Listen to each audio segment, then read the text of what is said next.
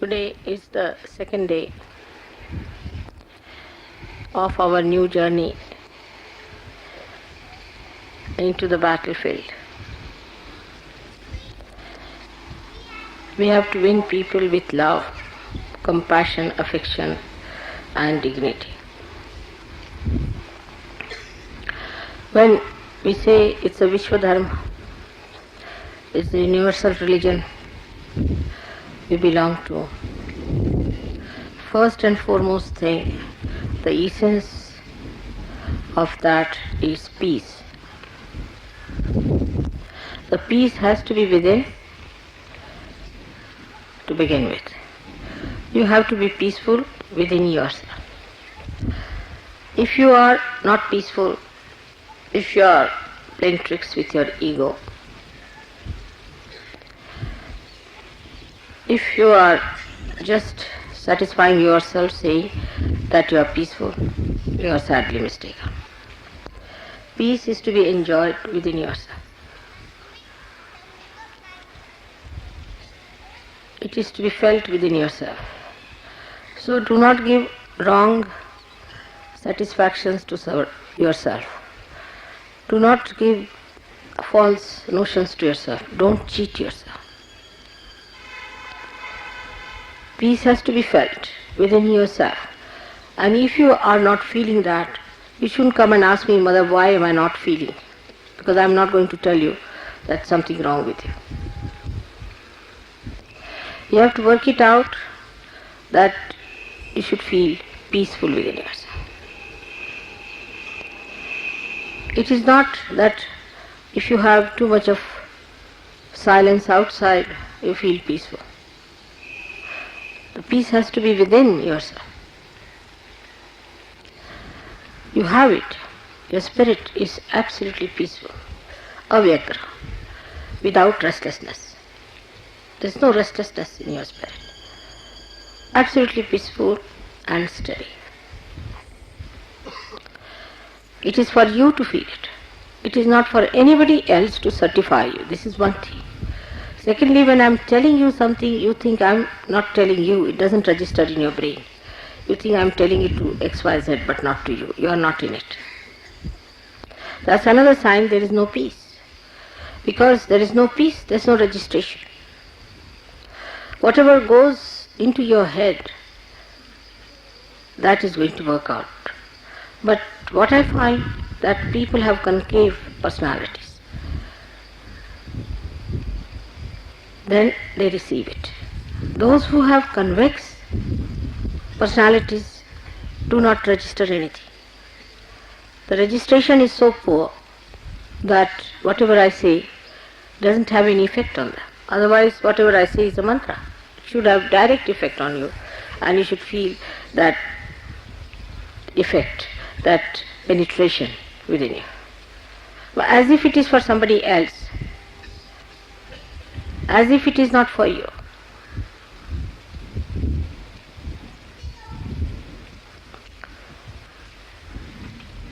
This shows there is no peace within you.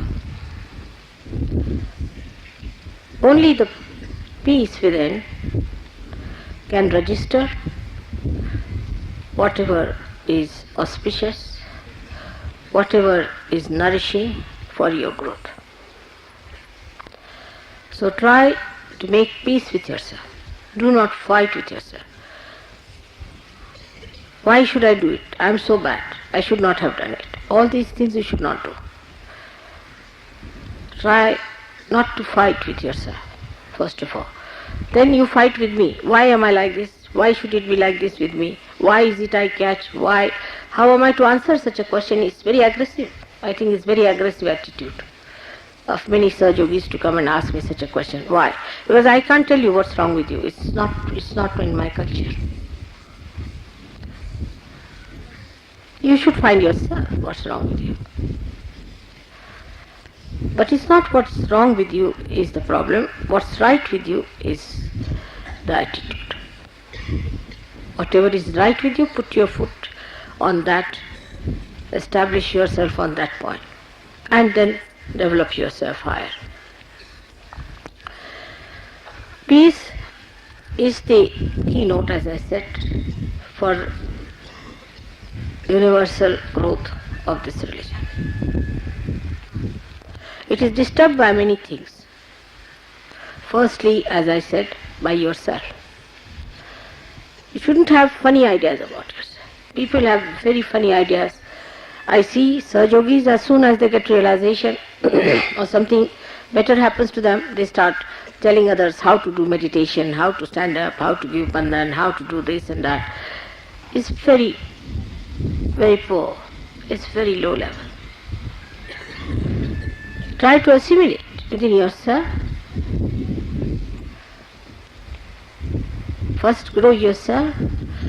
That growth itself will tell others how one should be. Your own character, your own temperament, your own nature, your own behavior. All this will tell others that this is a great man, and they will try to follow your example. Example is the best teaching. When the tree is small, even if it says I am great, nobody is going to come and sit under a dwarf tree. But when it is a big tree, you can see the shade and everybody knows it's a big tree and they can come and sit under that. You don't have to tell. In the same way, when you grow, you don't have to certify.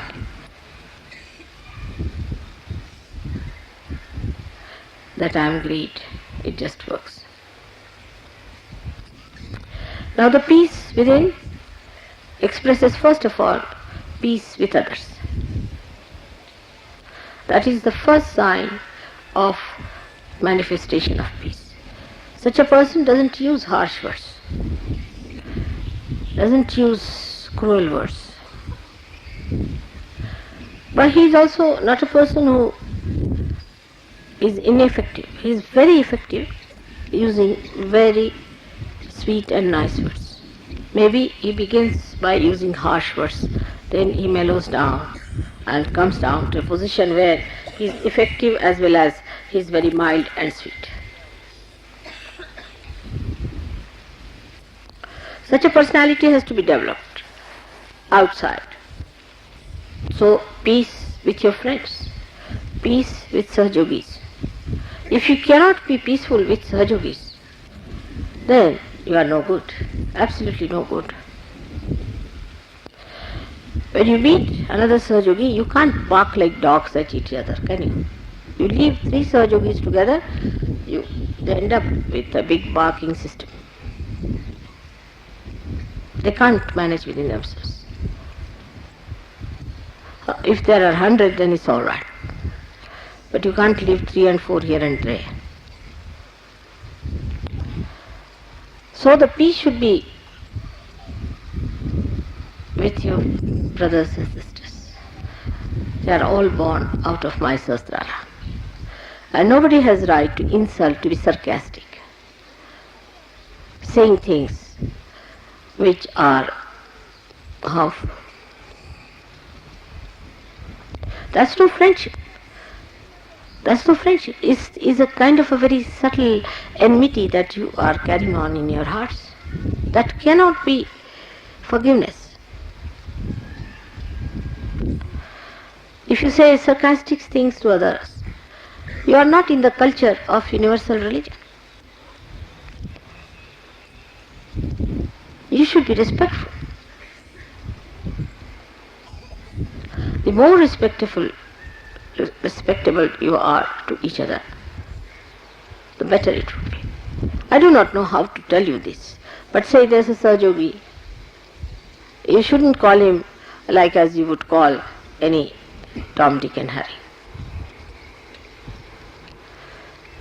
Like there's some going, hey, Mr. X, come here. No, people don't even say Mr. Please try to use their surnames, would be better. Mr. So, Mr. So, Mr. So would be better. Because this modern style of not using the surnames has brought down the respect for each other. But I think Sahajogis should try a new method and suggest to me even better methods how to address each other in such a way that you respect others. That respect will create that peace within each other. Suddenly you come out with remarks, very nasty remarks they are. There's no sense in it. That's not our culture. We belong to universal religion. How can it be that culture?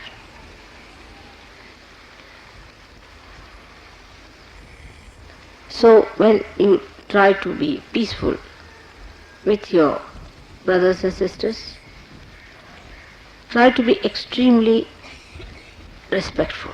When you write letters to each other, say, my dear brother in Sahaja Yoga, such and such. I have seen all communists do that. Anybody who belongs to any party does that. It's a kind of respect they have. You can't talk like street people and ordinary people, because you are really extraordinary. And all that is extraordinary has to be expressed through you.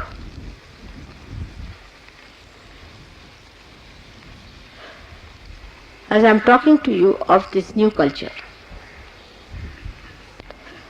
let us understand how in many nations people have adopted cultures and cultures.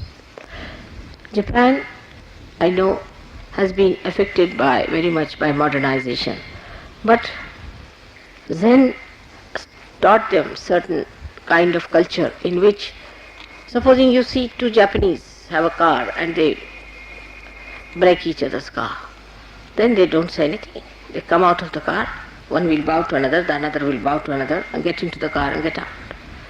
Then if they have to claim something, they'll go to the courts, but there they don't fight, because what is the need?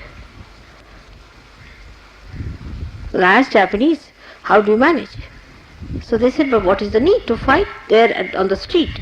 Because after all, if it is to be paid, if the insurance is going to pay, if the car is broken, all right, they are going to pay us. Why to shout at it? It's very sensible and practical, I think. Why to waste your breath for nothing at all? You are not going to get anything. But I have known people who drive and they are abusing every person who comes across on their driving. Well, really it's a cursed life, the way some people drive. And the same way they drive in their own lives. All the time cursing this, that one is like this one is bad, that one is doing like that. Even in Sahaja Yoga. They think they have a right to criticize each and every person except for themselves. So to keep peace with others, be on an apologetic mood. I hope I haven't done this mistake. I hope I haven't hurt you. I hope I haven't put your things in a wrong way. Like that. Be on an apologetic mood. You can find that among Indians. Indians have that kind of a problem. They are more on the apologetic thing. Sometimes it's impossible to convince them. I'll give you an example. You went down to Sangli in the morning and you were so full and the food was not ready.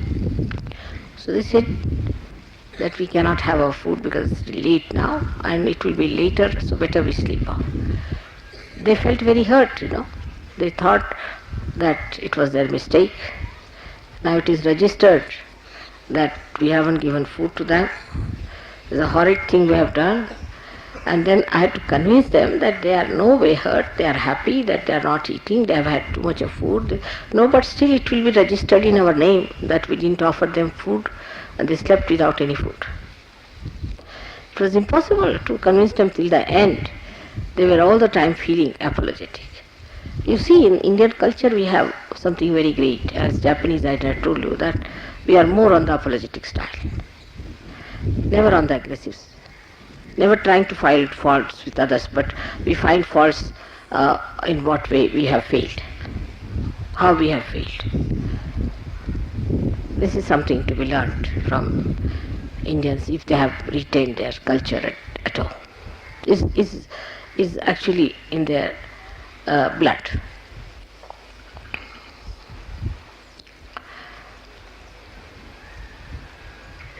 So that is how our culture is going to be such that we will express complete peace within ourselves. And you must know that you are in one body, active. You are active cells in one body. All the cells of the body are never active, but those who are active have to be at peace with each other. Otherwise, what will happen to that poor body? So try to make peace. The second thing you can do to make peace is to talk less.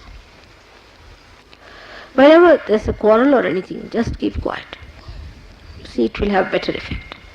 If two persons are quarreling, never try to solve it, but just keep quiet. Quiet is very important.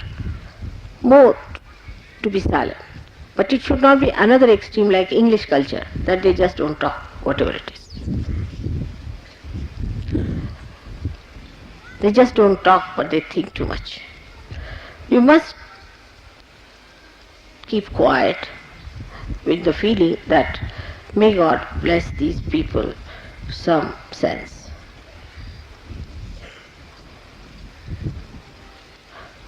It should not be ice frozen sea, but peace which is effective. The peace that is effective. So in this new culture, we have to be extremely peaceful people.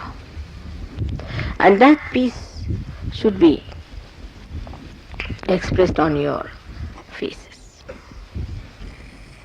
People should understand that you are peaceful. That's why I say that if you are neatly dressed, your hair are neatly put, people will feel all right. Otherwise, if you reach some person with disheveled hair, he gets disturbed as it is. God knows what has happened, from which quarrel this man is coming. Somebody must have pulled his hair, or must have gone something wrong with him, that the way he is disheveled. So if you are neatly dressed, people are not put off so much because they think that no, this cannot be, because this is, after all, he never had a quarrel, he's just coming peacefully from his house. In our culture, neatness is very important. Neatness of thought, neatness of mind, neatness of body, neatness of behavior. How you do things neatly is very important in our culture. That's very, very important. Which may look very funny to some people. Because whether you hold the fork this way or that way makes no difference to me. It doesn't matter how you hold your fork or knife on a table. That's not so important. But definitely it's important how you hold the arti, how you hold the puja things, how you hold my photographs, how you hold the things that belong to other Sahajogis, how you respect the things that are auspicious. So that's what one has to have within yourself, the neatness of piousness, of auspiciousness, of holiness. That is to be done with very great care and understanding, and with that weight of auspiciousness you should walk. With that weight of auspiciousness. You are auspiciousness walking on this earth, yourself.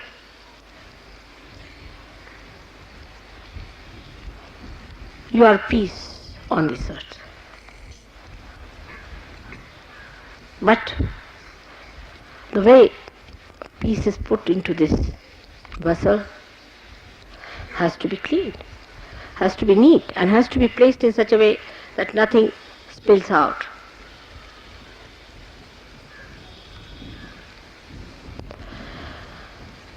So to have peace, the best way to put your mind right is to think of good things. Think of the flowers, not of the thorns. What good things others have done to you, what good things there are, what are the beautiful moments you have had, and count your blessings. Count your blessings. Otherwise, you cannot create peace. Peace, हे ग्रस्त कोण तिकडे उभे जाऊन बघा बरं. असं बघायसारखं उभं राहायचं. इकडे उभे राहा, पण असं यायचं नाही इथे. You need not pay attention to everything like that. Keep yourself attention at peace. Keep the peace inside with your attention inside.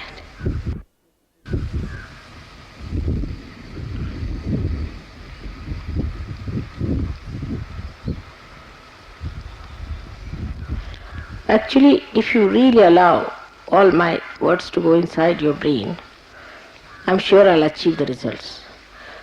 But with the convex mind, it's very difficult. Just suck in.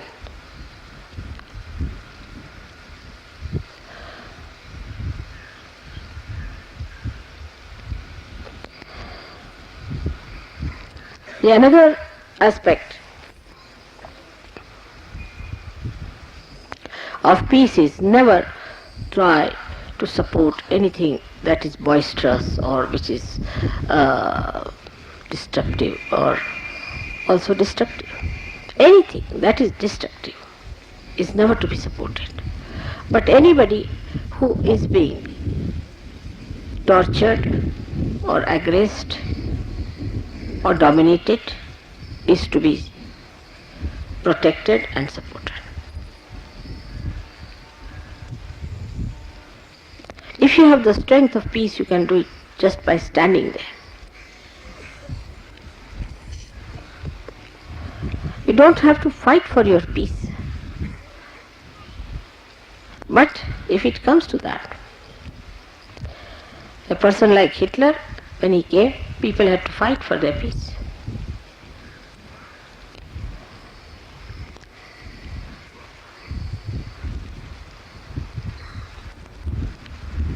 Now, the second part of our culture has to be bliss. People should see bliss working on us. People should feel there is bliss. If a person is blissful, he looks blissful. He emits bliss. He radiates it. He doesn't look a miserable, unhappy creature who is all the time grudging, grumbling, or worried about little petty things here and there.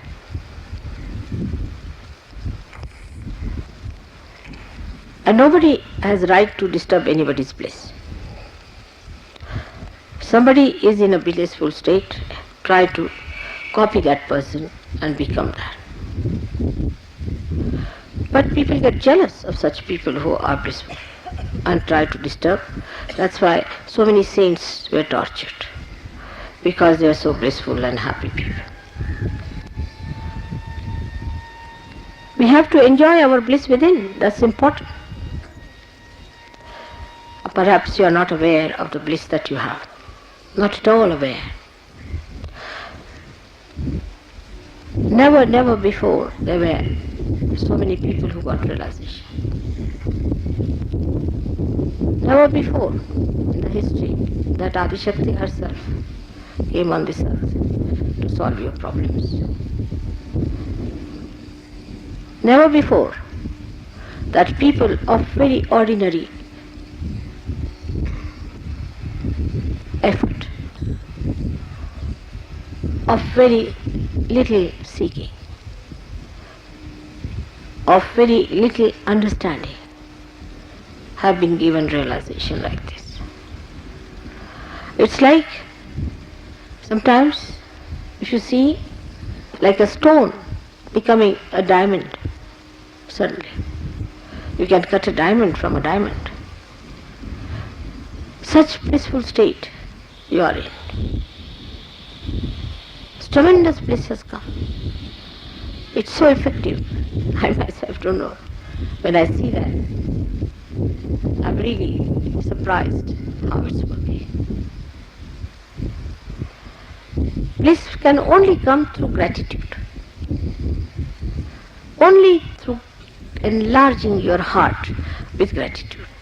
Bliss is the reward of gratitude.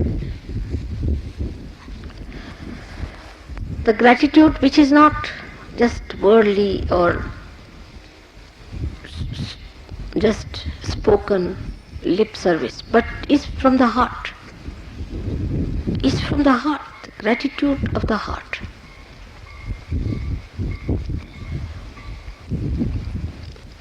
And the blissful people are never jealous of others. Because what is greater than bliss? Bliss has so many dimensions that you go beyond the realm of cause and effects. All the angels, all the ganas are there to help you. You know that it works out, this way works out, that, but you take it for granted. You don't have that effect of the bliss in you when you know this has happened, that has happened. What a bliss. You cross your hearts when you feel blissful. Cross your hearts. I feel that. Just see, feel the bliss like this. Cross your hearts. Feel the bliss. Tremendous bliss is within us.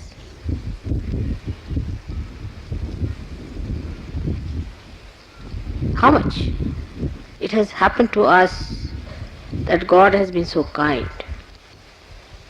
Will you please put your hands across? Those who are sitting down there, please. The other lady also. Where is she looking?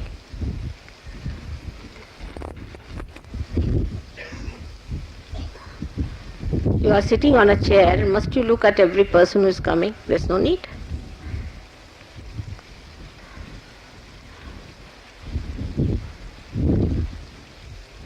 Feel it.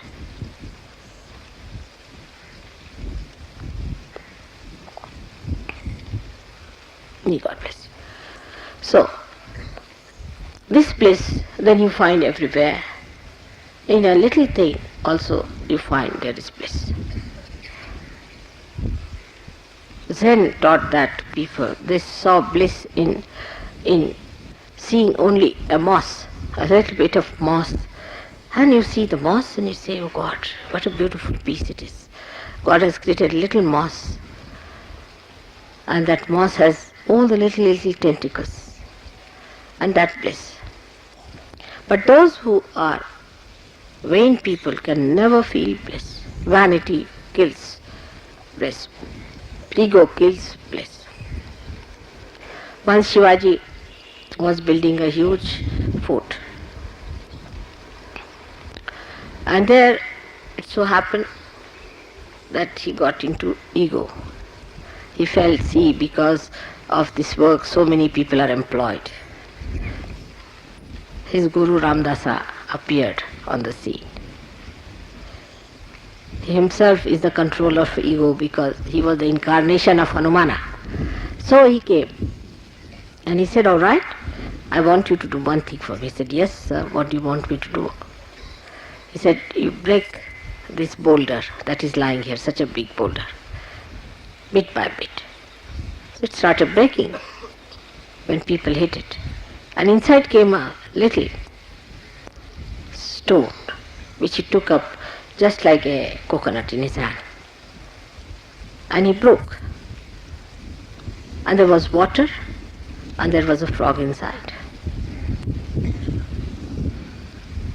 And he realized, Shivaji, that if God has created this frog, he's also given him water. Who am I to have this ego?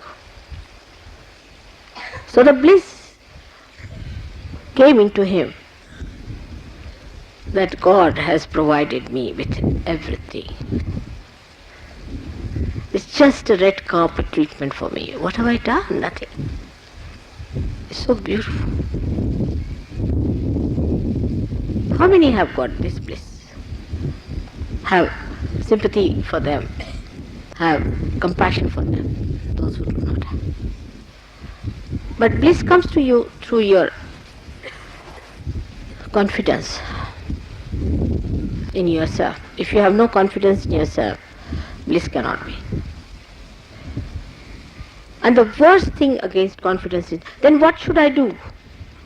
Then how can I get it? Then why not I have? It's the worst. You fighting yourself all the time. You are that, sitting on that, and still if you are saying, why shouldn't have it? So what to answer? I mean, you just want to ask because you have to ask. It's there. Why are you asking? Just feel it.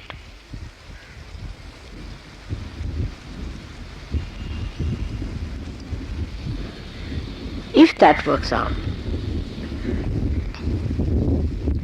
that you feel where you are sitting,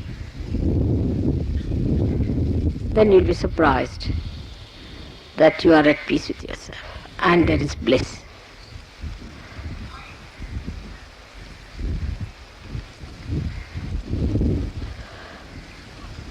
Last of all, in this culture, you have to behave like people who have authority. You have the authority of your spirit. You are authorized. You have the spirit. Those who are in authority never try to show off.